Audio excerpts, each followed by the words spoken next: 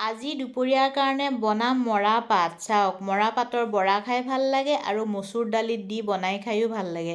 কিন্তু মই আজি বনাম বৰা আৰু এইফালে তিতাকেৰেলা ভাজি লৈছোঁ। আৰু চাওকচোন, চাউলৰ গুড়া থকা হ'লে ভাল আছিলে।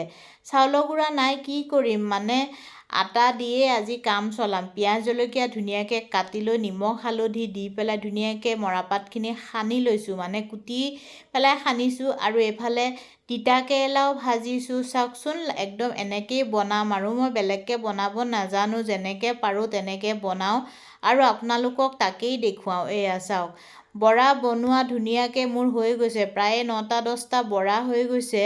আৰু সেইদিনা বনাইছিলোঁ মই তিয়ঁহ দি মাছৰ জোল, ইমান ভাল লাগিছিলে খাই। সেইকাৰণে আকৌ আজি বনাবলৈ একদম পূৰা তিয়ঁহ কাটি মাছ উলিয়াই ৰেডি কৰি লৈছোঁ। মাছটো ইমান ফুটিছে, বৰালি মাছ আটা দি সানি লৈছোঁ তথাপিও ফুটিছে। বহুত কষ্ট কৰি ভয়কৈ মাছ কিপিচ ভাজি লৈছোঁ। ভাত বহাই দিছোঁ এইফালে, ভাতটোতো মেইন ন, ভাতটো লাগিবই। সেইকাৰণে ভাত বনোৱা হৈ গ'ল। আৰু চাওকচোন, একদম পাতল পাতলকৈ জোল বনাইছোঁ, মানে তিয়ঁহ দি মাছৰ জোল। এয়া চাওক, কালিজিৰা আৰু শুকান জলকীয়া তেল মাৰিছোঁ, বেলেগ একো মছলা নাই দিয়া। কেঁচা জলকীয়া 2টা দিছোঁ, হালধি নিমখ দি ধুনীয়াকৈ পাতল পাতল জোল বনাইছোঁ। এতিয়ালৈ বাই বাই, মই খাই